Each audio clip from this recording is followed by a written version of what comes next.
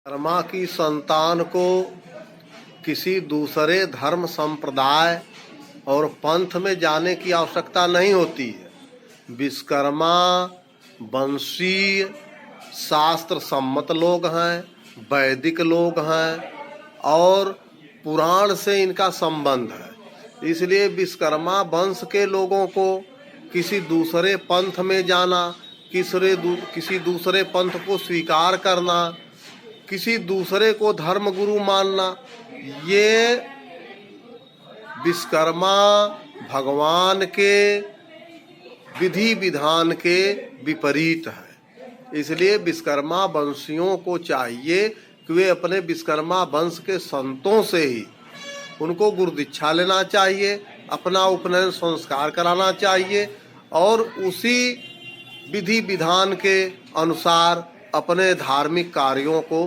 संचालित करना चाहिए। किसी दूसरे पंथ के क्रियाकलापों को और कार्यों को स्वीकारना विश्वकर्मा वंश के लिए एक बहुत बड़ा दोष है।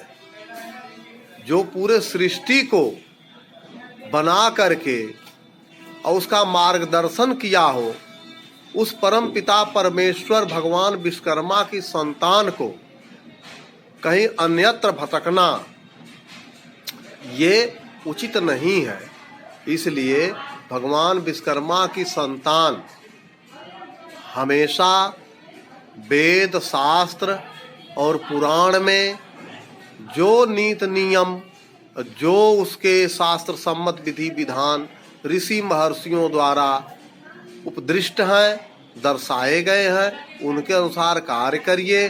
चाहे वह विवाह के कर्म हो, चाहे आपके अंतिम संस्कार के कर्म हो, चाहे उपनयन संस्कार के कर्म हो, या जीवन उपयोगी जितने भी संस्कार होते हैं, सभी संस्कार शास्त्र सम्मत होने चाहिए और तब जाकर के विश्वकर्मा भगवान के आप प्रिय होते हैं। इसलिए आप भटकने का कार्य न करें, अपने समाज के संतों से मार्गदर्शन लें और उसके अनुसार कार्य करना सुनिश्चित करें।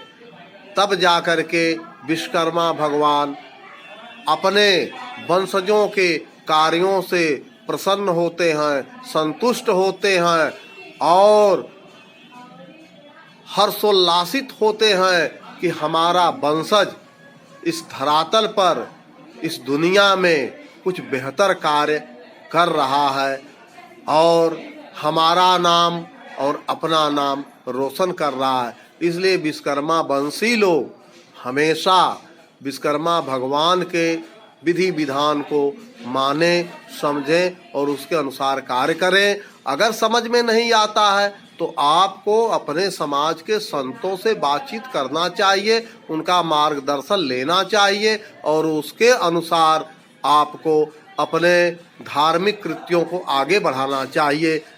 तभी जाकर के विश्वकर्मा भगवान के आप असली संतति कहलाने के हकदार होते हैं।